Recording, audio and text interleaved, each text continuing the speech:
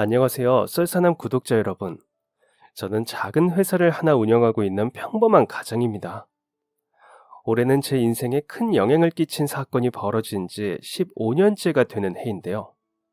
그때 일을 기억하고 그 일을 통해 제가 느낀 바를 나누고자 이렇게 사연을 적어 보내게 되었습니다.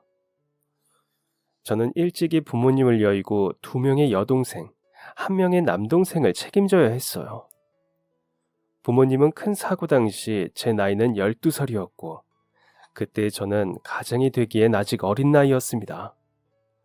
처음 부모님이 돌아가셨을 때는 현실감이 없었던 것 같아요. 삶과 죽음이 무엇인지도 정확히 몰랐을 뿐더러 죽음이 가지고 있는 무게가 실감나지 않았거든요. 제가 이랬으니 동생들은 더 했겠죠. 다행히도 부모님의 장례는 무사히 치를 수 있었습니다. 태어나서 처음 본 아버지의 형이 와서 장례를 치러주었거든요.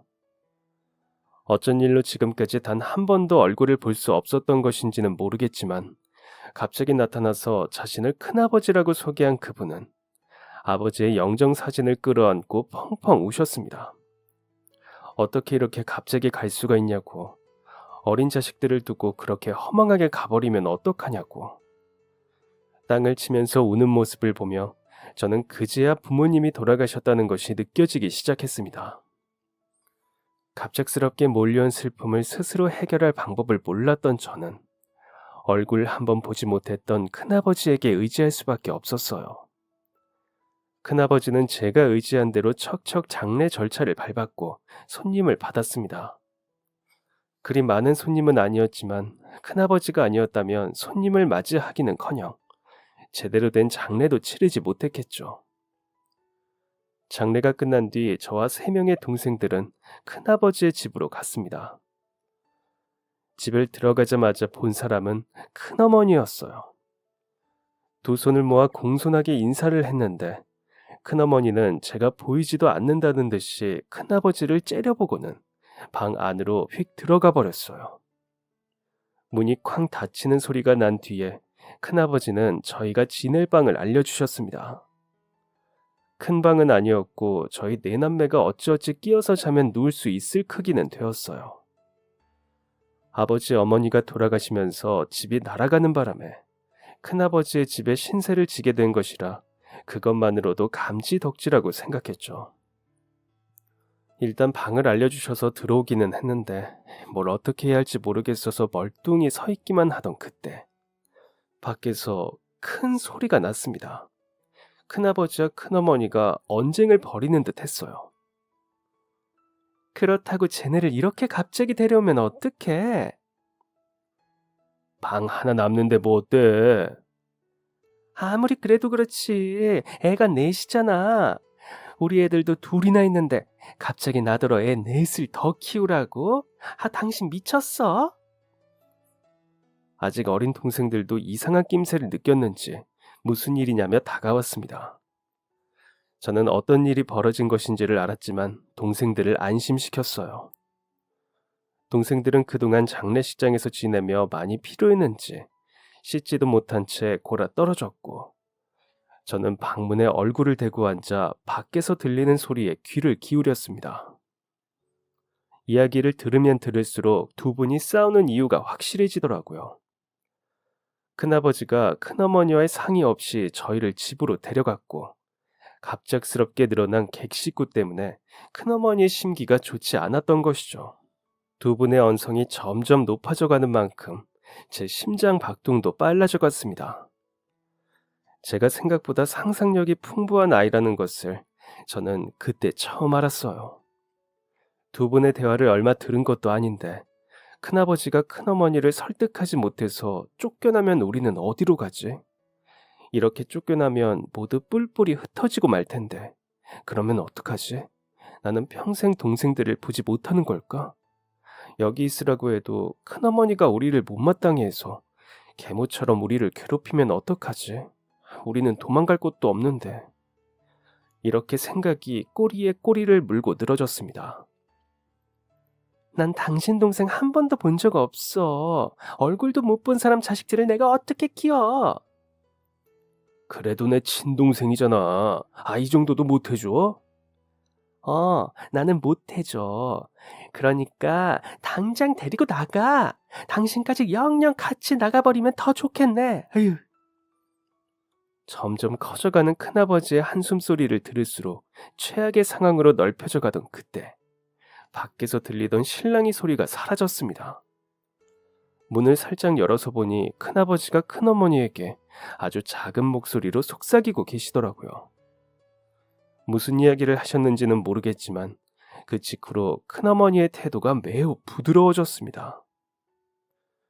집에 왔더니 4명의 어린애들이 있자 인상을 찌푸리던 큰아버지의 2 자녀들도 무슨 대화를 나눴는지 그날 밤부터는 저희에게 참 잘해주었어요.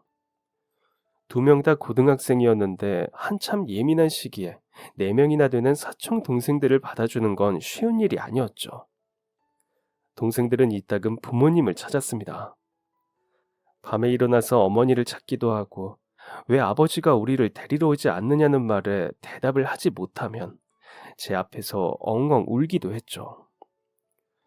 이런 상황에서 참 아이러니했던 것은 저희에게 잘해주었던 큰아버지와 어머니, 2 사촌 형 누나들이 동생들을 달래주지는 않았다는 것이에요. 막내 동생이 엉엉 울며 일어나 엄마를 찾고 있으면 큰어머니는 저에게 와서 알아서 동생 좀 달래라라고 말하고는 사라지셨습니다. 표정은 애써 유지하시는 듯 했지만 목소리에는 짜증이 담겨 있었습니다. 그래서 동생들을 케어하는 건 12살이었던 제 몫이었어요. 큰아버지와 큰어머니는 아주 기본적인 의식주만 해결해 주셨을 뿐 이외의 일들에는 관심을 가지지 않으셨거든요. 하지만 의식주를 벗어난 것들을 요구할 수는 없었어요. 저희가 큰아버지 댁에서 지내기 시작하면서 큰아버지의 가족들이 얼마나 불편해졌는지를 느끼고 있었기 때문이죠. 저는 모두가 방에 들어가면 방 밖으로 나가서 물 한 잔 마시는 것조차 어려워했습니다. 혹시나 큰아버지의 가족들에게 피해를 끼치면 안 되니까요. 이런 생각 때문에 동생들에게 많이 엄격해졌습니다. 밥 먹을 때 큰 소리를 내거나 맛있는 반찬을 너무 많이 집어먹으면 큰아버지의 눈치를 보면서 그 자리에서 혼을 내거나 막내가 밤에 자다가 실수를 했을 때도 몰래 화장실에서 이불 빨래를 했어요. 좁은 방에서 제대로 말리지도 못해서 퀴퀴한 냄새가 이불에 스며들기까지 했죠. 그러던 어느 날 큰아버지가 며칠째 보이지 않았습니다. 일 때문에 하루 정도 집을 비우는 경우가 있기는 했는데 이렇게 며칠째 집을 비우는 일은 없었는데 무슨 일인지 궁금했지만 묻지는 않았어요. 그렇게 큰아버지가 집을 비운 지 일주일째가 되던 날, 아침에 음식을 하는 소리에 배가 고파 잠에서 깼습니다. 슬며시 일어나 식탁으로 갔는데 큰어머니와 친척 형 누나가 밥을 먹고 있더라고요. 식탁에는 저와 동생들의 자리가 없었습니다. 큰어머니는 지금 당장 저와 동생들에게 줄 밥이 없으니 방에 들어가서 얌전히 기다리라고 하셨죠. 어딘가 쌓였지만 그때는 그게 쌓은 감각인지도 모르고 방에 들어가서 기다리고 있었어요. 동생들이 잠에서 깼는데도 아무 소식이 없길래 나가봤더니 집에는 아무도 없었습니다. 전 한 번도 부엌에 손을 대본 적이 없었어요. 큰아버지가 웃는 얼굴로 필요한 게 있으면 부엌에서 마음껏 꺼내다 먹으라고 말씀하셨지만 막상 그렇게 하면 큰어머니든 형 누나든 싫어하실 게 뻔하니까요. 그런데 동생들이 계속 보채는 탓에 어쩔 수 없이 이것저것 열어보기 시작했습니다. 그런데 일부러 숨겨둔 것처럼 정말 아무것도 없더라고요. 저는 결국 흰밥에 물을 말아 동생들에게 주었습니다. 그마저도 밥이 얼마 남지 않아서 저는 먹지도 못했고요. 그렇게 동생들이 밥을 거의 다 먹었을 때쯤 큰어머니가 현관문을 열고 들어오셨습니다. 큰어머니는 식탁에서 음식을 먹고 있는 저희를 보자마자 큰 소리를 내며 성큼성큼 걸어오셨죠. 그 순간 저와 동생들은 일제히 굳어버렸고 큰어머니는 저희 앞에 있던 그릇들을 신경질적으로 걷어가셨어요. 가장 밥을 천천히 먹던 막내 동생은 밥도 제대로 먹지 못했죠. 큰어머니는 아무 말도 하지 못하고 저를 째려보며 씩씩대셨습니다. 어찌할 바를 몰라 집 한가운데에 서서 머뭇거리고 있던 그때, 오랫동안 집을 비우셨던 큰아버지가 집으로 돌아오셨습니다. 그렇다 할 애정을 주던 분은 아니었지만 그래도 저에겐 큰 의지가 되었던 큰아버지였기 때문에 저는 반갑게 큰아버지에게 인사했어요. 큰어머니가 갑자기 왜 저러시는지는 몰라도 큰아버지가 오시면 해결될 거라고 생각했으니까요. 그런데 그건 제 착각이었습니다. 오랜만에 본 큰아버지의 분위기가 묘하게 달라져 있었거든요. 큰아버지는 제 인사도 무시하고 저희가 지내던 방문을 여셨습니다. 그리고는 손에 들고 있던 큰 가방을 방 한가운데 집어 던지시더라고요. 그리고 저를 보시고는 가방 안에 저희의 짐을 모조리 담으라고 했습니다. 예상하지 못한 상황이 반복되니 몸이 굳더라고요. 어떤 태도를 취해야 하는지 잘 몰랐던 거죠. 그런데 그때 큰아버지에게서 불호령이 떨어졌습니다. 너 말귀 못 알아먹어? 지금 바로 짐 안 싸?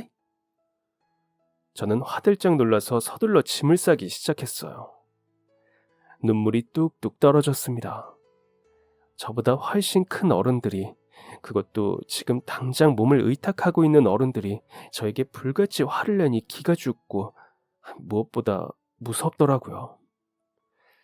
제가 오니 동생들도 따라오기 시작했고 저는 눈물을 뚝뚝 흘리며 커다란 가방을 앞에 두고 큰아버지 앞에 섰습니다. 큰아버지는 저희가 지내던 방 안이 깨끗하게 비워졌는지 몇 번이나 확인을 하시고는 저와 동생들을 데리고 밖으로 나오셨습니다. 큰어머니는 저희가 썼던 그릇들이 더럽다는 듯 주방을 치우고 계셨죠. 저희가 나갈 때까지 눈길 한 번 안 주셨습니다. 저희에게는 관심도 없는 큰어머니, 다른 사람이 된 것처럼 구는 큰아버지까지, 저는 큰아버지를 따라 나가면서 저희가 버림받았다는 사실을 깨닫게 되었습니다. 아니나 다를까 큰아버지가 저희를 데려간 곳은 보육원이었어요. 이미 보육원장과 이야기가 된 것인지 저희에게는 아무것도 설명해주지 않은 채 모든 과정이 착착 준비가 되더군요. 그렇게 저희는 아주 갑작스럽게 보육원에 보내지게 되었습니다. 동생들은 갑자기 변한 상황에 매우 불안해했어요. 저도 그랬는데 오죽할까요? 게다가 나이별로 따로 지냈기 때문에 저는 동생들과 따로 지내야 했습니다. 또 큰아버지 집에서 알게 모르게 눈치를 봤던 스트레스도 한몫했겠죠. 그동안 스트레스가 쌓인 상태에서 낯선 환경에 놓였으니 둘째는 병원까지 다녀야 했습니다. 막내는 그 어린 나이에 스트레스성 탈모가 오기도 했고요. 보육원에서의 시간은 썩 즐겁지 않았습니다. 무엇보다 보육원을 옮겨 다니는 과정에서 동생들과 뿔뿔이 흩어지게 되었어요. 성인이 되어 보육원에서 독립할 때가 되었을 때 다시 동생들을 찾으려 했지만 둘째만 찾을 수 있었고 나머지 동생 2명의 행방은 찾아볼 수 없었습니다. 관련 기록이 불의의 사고로 모두 사라졌다는 것이 이유였죠. 어딘가에 입양이 되었을 수도 있고 아니면 다른 보육원에 갔을 수도 있다고 성의 없이 이야기하는데 분노가 치밀어 오르는 것을 그때 처음으로 느꼈습니다. 그래도 또 다른 보육원에 있다면 차라리 나은 일이었어요. 돌아다니면서 찾아다니면 되니까요. 그런데 전국에 있는 보육원을 전부 뒤져봐도 동생들의 행방을 찾을 수 없었습니다. 아마도 입양을 간 것 같았죠. 성인이 되면 동생들과 함께 살 수 있을 거라고 생각했습니다. 쉽지 않겠지만 제 한 몸 불살라서 동생들을 위해 살면 저희 네 식구가 더 이상 헤어질 일 없이 함께 할 수 있을 거라고 믿었어요. 그런데 이런 제 바람은 이루어지지 않았습니다. 그래도 저에게는 둘째 동생이 남아 있었으니 저는 둘째를 보며 셋째와 넷째를 만날 수 있을 거라는 희망을 놓지 않고자 노력했어요. 그리고 언젠가 우리 네 사람이 함께 살 날을 기대하면서 닥치는 대로 일을 시작했습니다. 할 줄 아는 기술이 없으니 몸으로 때울 수 있는 일을 찾았고 깨지고 다치고 구르면서 돈을 벌었어요.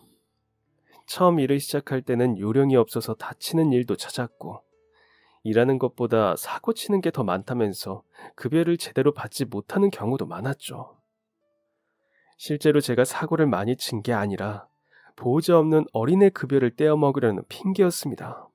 보호자가 없고 지켜줄 어른이 한 명도 없으니 말도 안 되는 이유로 돈을 덜 줘도 탈이 없을 거라 생각한 거겠죠. 그래도 성실하려고 노력했습니다. 아주 어렸을 때 흐릿해진 과거의 기억 속에서 아버지가 해주신 말씀이 딱 하나 남아 있었거든요. 우리 아들, 착하고 성실해야 한다.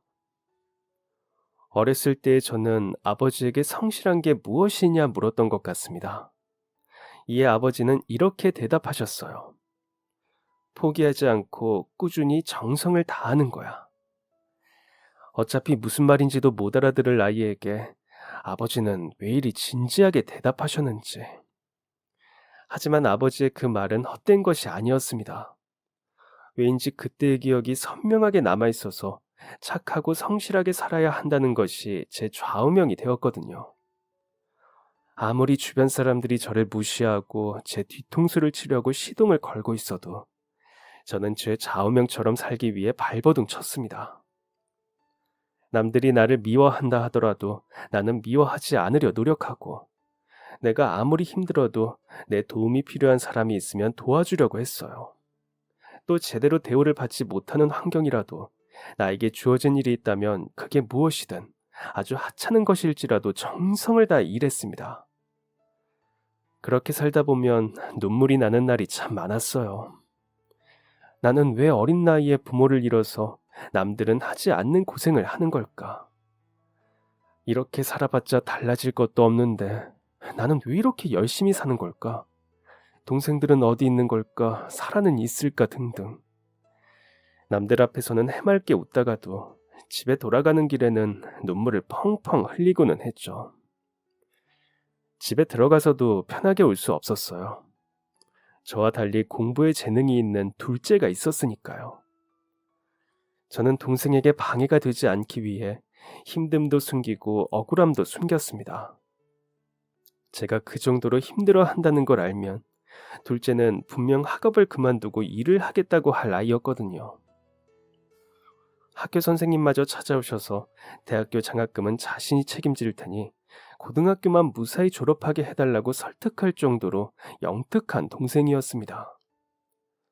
한 달, 두 달, 1년이 넘어가니 저를 무시하고 조롱하던 사람들도 저를 조금씩 인정해주기 시작하더라고요. 비행 청소년이라 가출을 했다는 둥, 하도 사고를 쳐서 부모한테 쫓겨났다는 둥, 저를 고립시키던 소문들이 사라졌고 저를 인간 대 인간으로 봐주지 않았던 사람들이 제 이야기를 들어주기 시작했습니다. 아버지가 전해주고 가신 좌우명, 착하고 성실하게 살아라는 이 말의 진짜 힘을 그때 처음으로 깨달은 것이죠. 그렇게 또다시 세월이 흘러 둘째는 대학에 진학했습니다. 담임 선생님의 말대로 대학교 전액 장학금을 받고 우리나라에서 내노라 하는 대학에 입학했어요. 그런데 등록금은 그렇다 치고 동생의 생활비가 문제더군요. 당시에 저희는 지방에서 살았는데 동생은 서울로 대학을 갔거든요. 이 문제로 동생은 서울에 있는 명문대를 포기하고 서울과 한참 떨어져 있는 지방대에 가려고까지 했습니다. 하지만 제 강력한 주장으로 서울에 있는 대학에 입학시킬 수 있었어요. 그런데 동생이 대학에 간 건 정말 기쁜 일이지만 서울의 살벌한 물가를 생각하면 한숨밖에 안 나오더라고요. 그래서 일을 늘렸습니다. 그러다 만난 사람이 변호사 출신 일용직 노동자였어요. 변호사 출신 일용직 노동자라는 말이 이질적으로 느껴지실 것 같네요. 제가 만났던 그 사람은 아내와 자식들을 사고로 한 번에 잃은 슬픈 기억을 가지고 있었습니다. 가족을 잃은 슬픔은 우울증을 불러왔고 그 우울증이 알코올 중독으로 이어진 것이죠. 변호사 동료들이 기다려주라고 했지만 그 사람은 개선의 의지조차 없었기 때문에 동료들이 자신을 찾지 못하도록 공사판으로 찾아온 것이었다고 했어요. 어서 하루빨리 가족의 곁으로 가는 게 소원이라면서요. 스스로 생을 마감하면 저승에서 기다리는 아내와 자식들이 슬퍼할 게 뻔해 자기 손으로는 목숨을 끊지 못하고 몸에 안 좋은 알코올을 주입하며 일부러 위험한 공사판에서 일을 하며 세상에서 사라질 날을 기다리는 중이었던 것이죠. 그 사람의 이야기를 듣다 보니 감정이입이 되더라고요. 그래서 저도 모르게 지금까지 그 누구에게도 하지 않았던 제 과거를 들려주었습니다. 부모님이 돌아가셨을 때부터 큰아버지를 만났을 때, 성인이 되어 동생들을 찾으러 갔는데 나머지 두 명을 찾지 못했던 것까지 말이죠. 그런데 무언가 이상했습니다. 제 이야기가 다 끝나가는데도 그 사람이 아무 반응도 하지 않았기 때문이에요. 그 사람의 반응이 슬쩍 살피면서 이야기를 마쳤습니다. 잠깐의 침묵이 흐른 뒤 그 사람은 저에게 이렇게 물었습니다. 아버지 돌아가실 때 뭐 받은 거 없어? 저는 없다고 말했습니다. 아버지가 돌아가시면서 집도 전부 넘어가서 재산 같은 거 받을 게 없었다고 말이죠. 그 사람은 고개를 갸웃하며 혼잣말처럼 중얼거렸어요. 이상하다. 뭐라도 있을 법한데, 아니, 있었을 텐데. 이후로 그 사람이 여러 가지 질문을 해왔지만 저는 대답할 수 없었어요. 아버지가 정확하게 무슨 일을 하시는지도 몰랐는데 집에 재산이 얼마나 있는지 제가 어떻게 알겠어요. 아버지가 사업을 하는 건 알고 있었지만 사업을 하다 빚을 졌는지 졌다면 대체 얼마를 진 건지 알 수 있는 방법은 없었습니다. 그 사람의 마지막 질문은 큰아버지에 관한 것이었습니다. 아버지랑 큰아버지랑 왜 안 만났던 건지는 모른다고? 저는 이 질문에도 답할 수 없었죠. 그 사람은 덥수룩한 수염을 쓰다듬더니 큰아버지가 의심스럽다는 말을 했습니다. 저는 그 말을 귀담아 듣지 않았어요. 아직 20대 초반이었고 치열하게 살아오기는 했지만 돈 문제로 사람을 의심한 만큼 속세에 절여지기 전이었거든요. 처음에는 그 사람의 말에 신경 쓰지 않았습니다. 그런데 시간이 흐를수록 조금씩 그 말이 자주 생각나더라고요. 그러면서 혹시 하는 마음이 들기 시작했습니다. 이런저런 생각이 깊어지자 저는 확실히 확인해보고 이 고민을 끝내자는 다짐을 한 뒤 큰아버지를 추적해 나갔어요. 솔직히 큰아버지에게서 이상한 점을 찾으리라고 생각하지 않았습니다.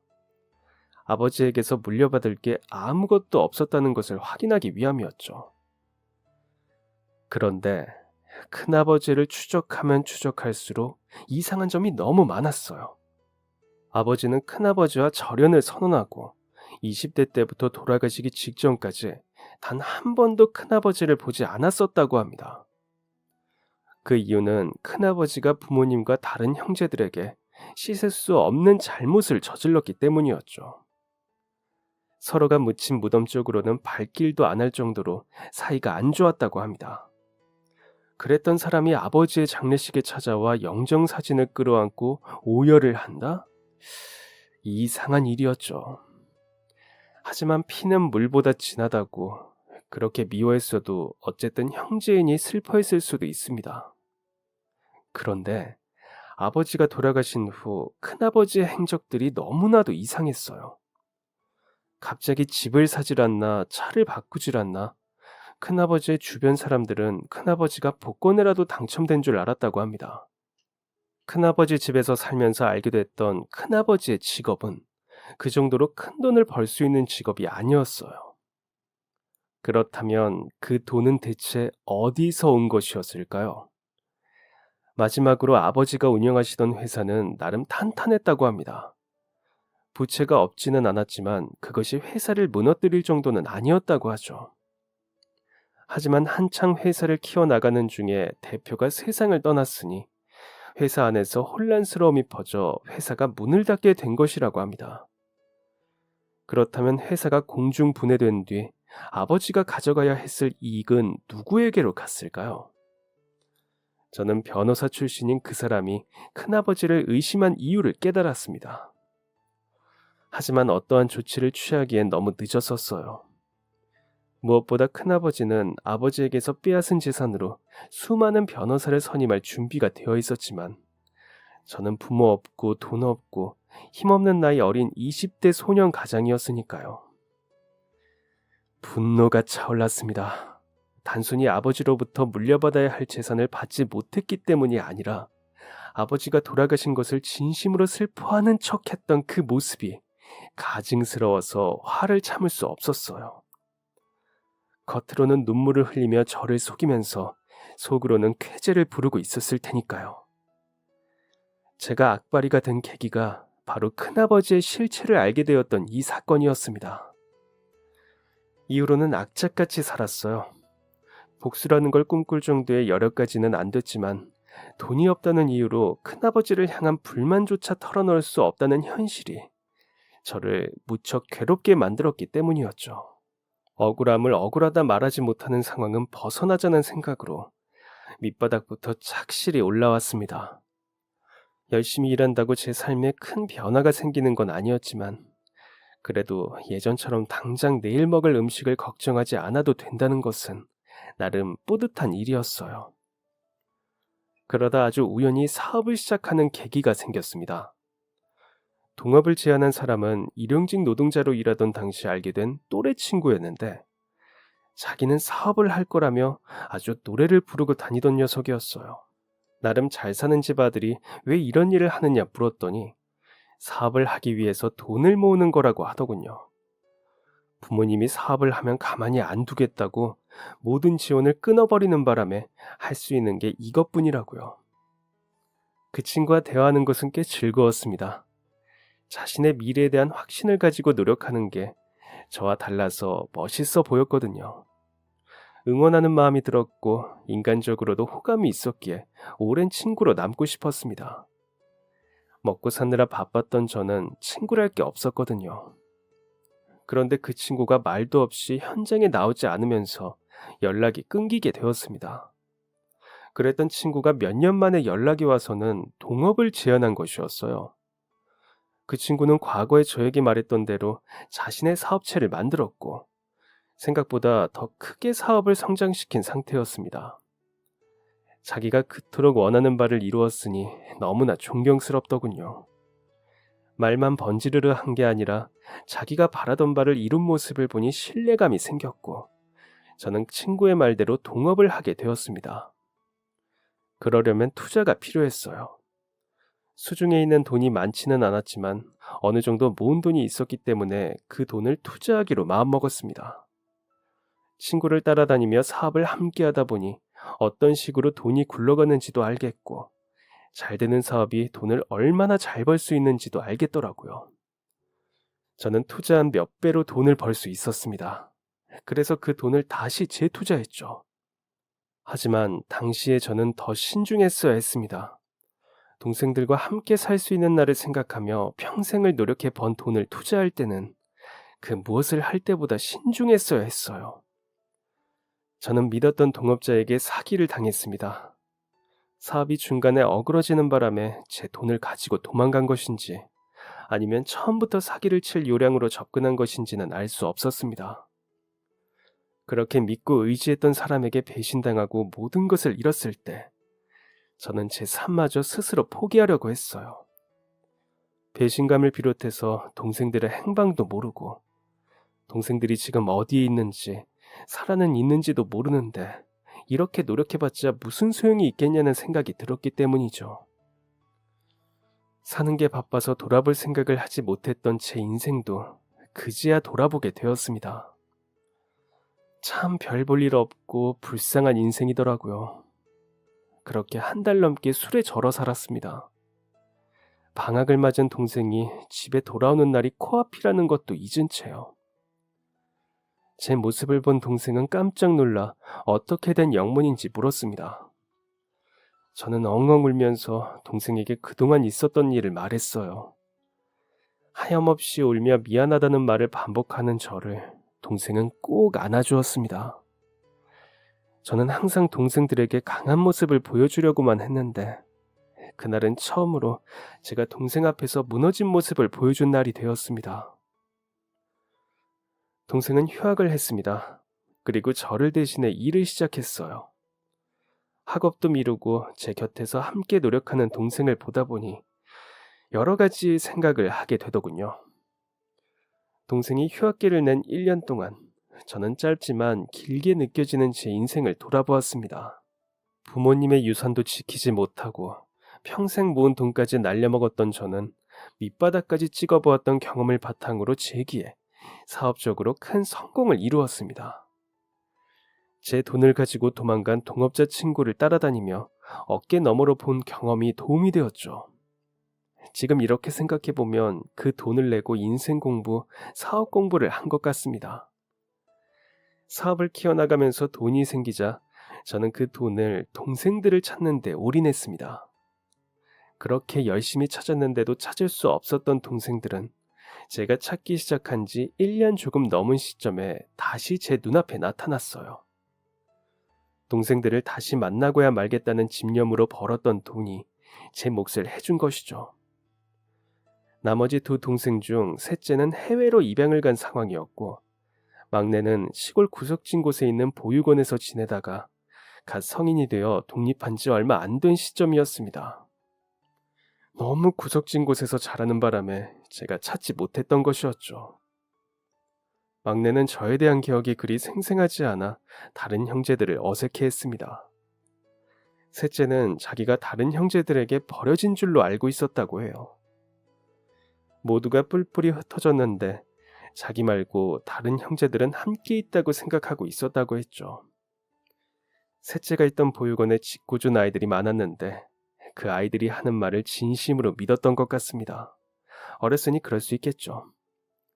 혼자 남겨진 게 무서웠을 테니 그런 말에 더더욱 휘둘렸을 것이고요. 그래도 평생을 원망하며 살아왔는데 이렇게 만날 수 있어 다행이라고 말하며 저희 내남매는 헤어진 지 거의 20년이 지나서야 다시 만날 수 있었습니다. 제 마음 한구석에 늘 남아있었던 불편하고 미안한 감정이 해소되니 사업에는 날개가 달렸습니다. 저는 동생들도 찾았겠다 그 다음으로 중요한 일을 해결하기로 했습니다. 바로 큰아버지에 관한 것이었죠. 저는 가장 뛰어나다는 변호사들을 선임해 소송을 진행했습니다. 그 결과 큰아버지가 빼돌린 것으로 인정되는 아버지의 재산을 돌려받을 수 있었어요. 전부는 아니었지만 이 정도로 만족했습니다. 갑자기 큰돈이 생기자 큰어머니와 사촌 누나의 사치가 시작됐고 큰아버지는 사업병에 걸렸으며 사촌형은 망아지처럼 사고를 치고 다녔더군요. 이런 과정에서 빼돌린 돈의 대부분을 탕진했으니 털어봤자 더 나을 것도 없었습니다. 저는 그저 아버지가 돌아가시기 직전까지 피땀 흘려 일구신 돈이 조금이라도 제자리를 찾아가길 바라는 마음으로 소송을 진행했던 것이었어요. 이렇게 저를 악바리로 만들었던 가장 큰 두 가지 일을 해결하고 나니 이제야 숨통이 트였습니다.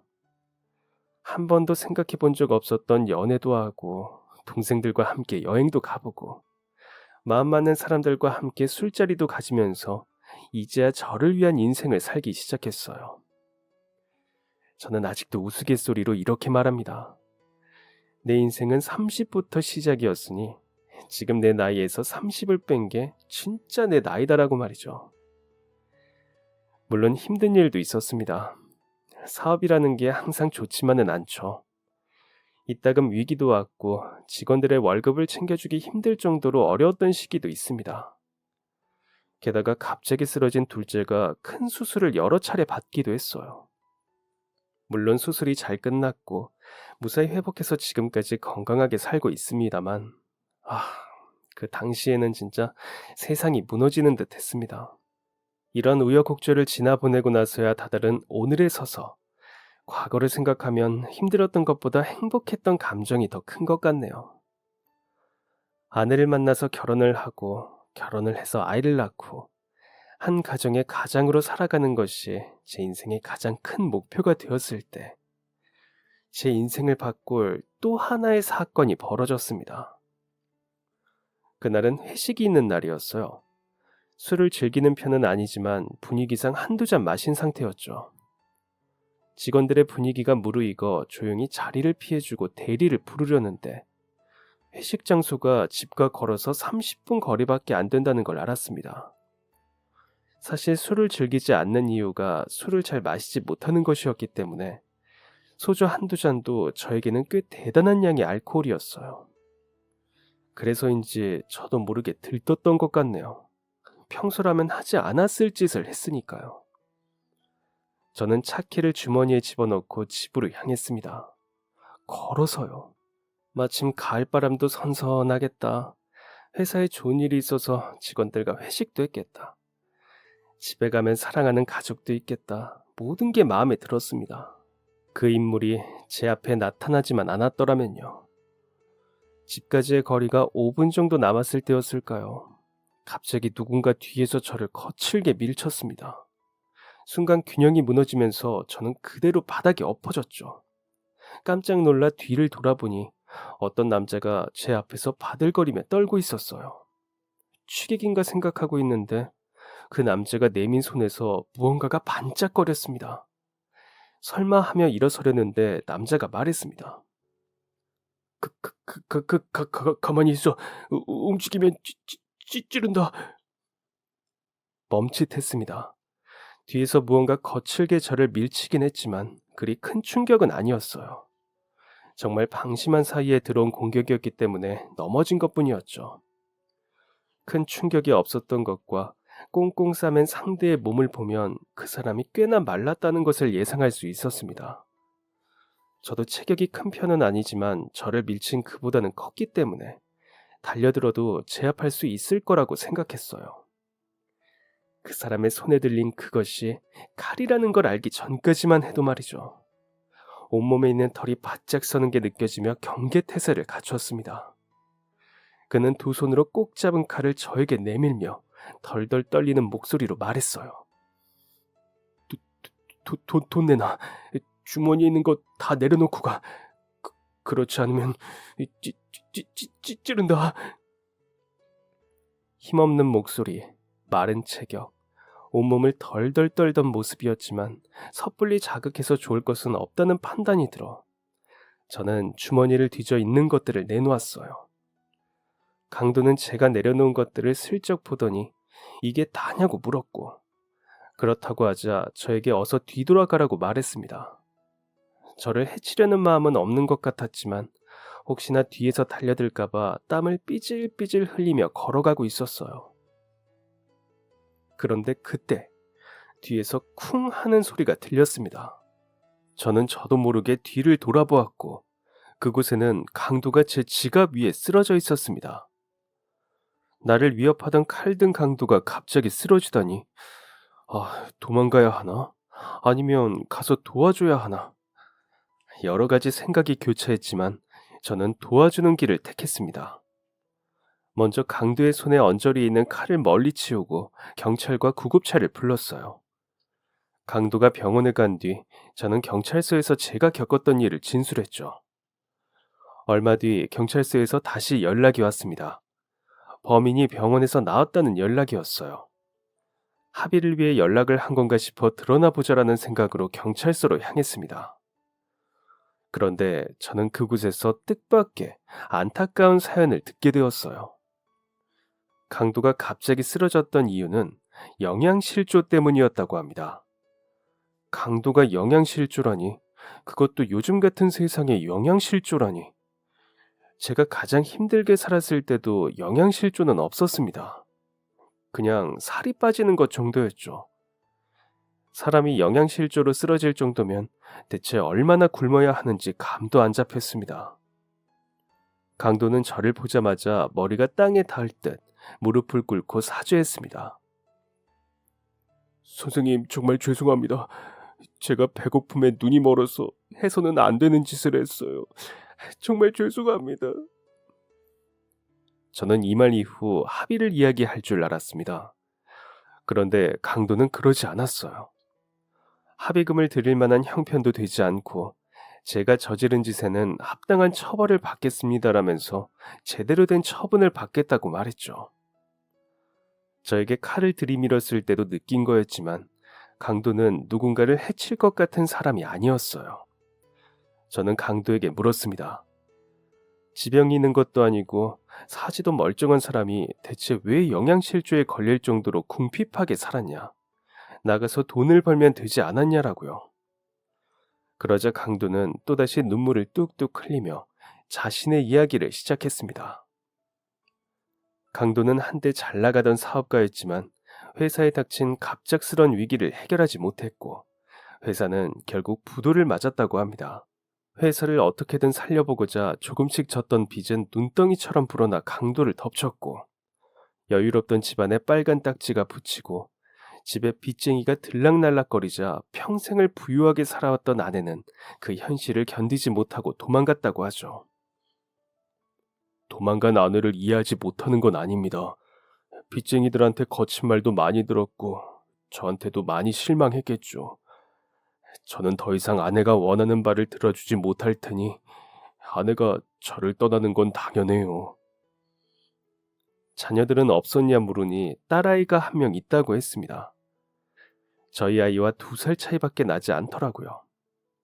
게다가 강도는 암투병 중인 노모를 모시고 있는 상황이었습니다. 노모는 주기적으로 받아야 하는 치료를 받지 못하거나 하루라도 약을 빼먹는다면 위험한 상황이었죠.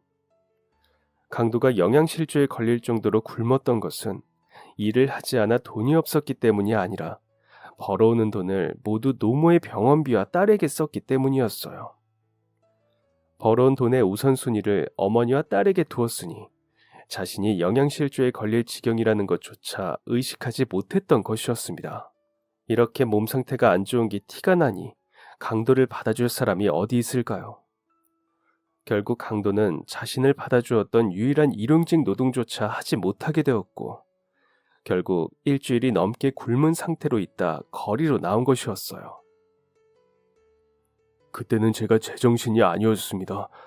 아무리 사람이 배가 고파도 해서는 안 되는 일이 있는 건데 선생님 뵐 면목이 없습니다. 정말 죄송합니다. 저는 그렇게 오랫동안 굶어본 적도 없고 배고픔에 누군가를 해쳐본 적도 없었습니다.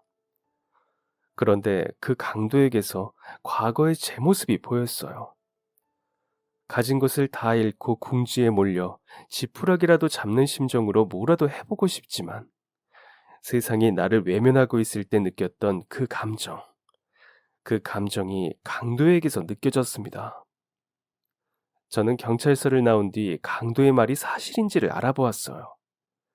강도가 했던 말은 한치의 거짓도 없는 진실이었습니다. 이후 강도는 징역 2년을 선고받았습니다. 제가 다친 곳은 넘어지면서 생긴 찰과상이 전부였지만 흉기로 사람을 위협한 건 사실이었으니까요. 징역 2년이 선고될 때 강도는 어떤 이의 제기도 하지 않았습니다. 잘못을 인정하냐는 검사의 말에는 시종일관 죄 지은 자의 얼굴을 하고 그렇다고 말했고 참회의 눈물을 흘리기도 했죠. 누군가는 그 눈물을 보며 가식적이라 말할 수 있겠지만 그동안 강도의 주변을 살펴보았던 저는 그 눈물이 가식이 아닐 거라는 확신을 가질 수 있게 되었어요. 제가 왜 강도에게 이토록 신경을 썼느냐 물으신다면 글쎄요. 뚜렷한 이유는 아직도 모르겠지만 아마도 강도에게서 제 모습을 비추어 보았던 것이 가장 큰 이유이지 않을까 싶습니다. 강도가 수감된 후 제게는 한 가지 고민거리가 생겼습니다. 바로 강도에 남겨진 가족들이 신경 쓰이기 시작한 것이었어요. 제가 그들을 신경 쓸 이유는 전혀 없습니다. 강도가 안타까운 처지에 있었다 한들 저는 피해자였고 강도가 한 행동은 엄연한 범죄였으니까요. 그걸 아는데도 강도의 가족들이 신경 쓰이다니 답답할 노릇이었습니다. 평소와 다른 제 모습이 걱정된 제 아내는 무슨 일이 있는지 저를 추궁했고 저는 아내에게 모든 것을 털어놓았어요. 아내는 죄를 지은 사람은 강도지 그 가족들이 아니라며 돕고 싶은 마음이 생겼다면 주저없이 돕는 것이 맞다고 말해주었습니다. 아내의 지혜로운 말은 제 마음을 굳게 만들었고 저는 강도의 어머니와 딸을 보살피기로 했습니다. 가장 먼저 한 것은 미납된 병원비를 해결한 것이었어요. 병원비가 미납된 상태에서 환자의 아들이 감옥에 잡혀갔다는 소문까지 돌자 병원에서는 강도의 어머니를 강제 퇴원시키려고까지 했다고 합니다. 바로 그 전에 병원비를 해결할 수 있어서 얼마나 다행이었던지요. 또 강도의 집에 갔을 때 강도의 딸아이는 난방도 제대로 들어오지 않는 집에서 홀로 떨고 있었어요. 저희는 아이를 집에 데려오고 싶었지만 그럴 수는 없었습니다. 저를 해치려고 했던 강도의 자식을 집으로 데려온다면 강도 입장에서는 저희가 아이를 해치려 한다고 생각할 수도 있으니까요. 게다가 피 한 방울 안 섞인 남이다 보니 데려올 수 있는 명분도 없었습니다. 그래서 저희는 아이를 보호시설에 맡기기로 했습니다. 보육원 출신인 제가 까다롭게 고르고 골라 원장에게 특별히 부탁까지 하며 맡겼죠. 매주마다 저희 아이를 데리고 강도의 딸을 만나러 갔습니다. 안타깝게도 강도의 딸은 아버지가 어디에 있는지를 알고 있었어요. 그러나 아이의 천성이 활발한 것인지 아니면 철을 일찍 든 탓인지 아버지가 보고 싶다고 보채지 않더군요. 그 모습이 더 가슴이 아파 강도가 다시 나올 때까지 최선을 다해 아이를 보살펴주기로 했습니다. 2주에 한 번은 꼭 할머니를 만나러 갔다는 아이의 말에 암투병 중인 할머니에게 가는 것도 잊지 않았습니다. 그렇게 8번의 계절이 바뀌고 강도가 출소하는 날이 되었습니다. 저는 보육시설에 가서 아이에게 아빠가 돌아온다는 사실을 알려주었어요. 아이는 뛸 듯이 기뻐하는데도 제 마음 한편은 썩 좋지 않았습니다. 2년의 시간이 흘러 출소를 한다 해도 예전과 같은 일이 반복될 수 있었으니까요. 강도의 환경이 바뀌지 않는다면 이와 같은 비극은 또 벌어질 수도 있을 것이라 생각했습니다. 그러면 이 작은 아이는 또 아버지와 헤어져 몇 년의 시간을 보내게 될 것이라는 안타까운 마음도 들었죠. 그렇게 아이와 함께 있는데 누군가가 아이의 이름을 큰 소리로 불렀습니다. 그때 그 강도였어요. 강도는 한참 동안 아이의 얼굴을 쓰다듬다 저를 발견했습니다. 그는 쭈뼛거리며 제 앞으로 다가왔어요. 제가 가까이 와도 괜찮다고 하니 그제야 한 걸음 더 가까이 오더군요. 강도는 연신 허리를 굽히며 감사하다고 말했습니다. 제가 이런 잘못을 저질렀는데도 제 아이와 어머니를 도와주시다니 이 은혜를 어떻게 갚아야 할지 모르겠습니다. 제가 평생에 걸쳐서 선생님께 은혜를 갚겠습니다. 어머니 편지를 통해서 선생님이 그동안 어떻게 보살펴 주셨는지 알 수 있었어요. 정말 선생님이 아니었다면 저희 가족이 어떻게 됐을지 정말 감사합니다. 감사합니다. 어떤 말로 대답을 해야 할지 알 수 없어 말하길 주저하고 있던 그때 강도는 무릎을 꿇은 채 눈물을 흘리며 사죄했습니다. 2년 전에 원 없이 받았던 사과였죠. 저는 또다시 강도의 진정성을 느꼈고 그를 일으켰습니다. 그리고 말했어요. 당신은 지난 2년 동안 죗값을 치렀어요. 저는 이 사람을 걷어들였습니다. 당장 사업을 시작할 만한 여유도 없고 미천도 없을 게 뻔했으니까요. 회사에 들어온 강도, 아니 이제는 이사님이네요. 이사님은 이전의 사업 수완을 살려 저희 회사를 더 탄탄하게 세워나가고 있습니다. 이게 벌써 15년 전 일이네요. 이사님과 가끔 차를 마시다 과거 이야기를 하면 이사님은 얼굴을 붉히며 부끄러워합니다.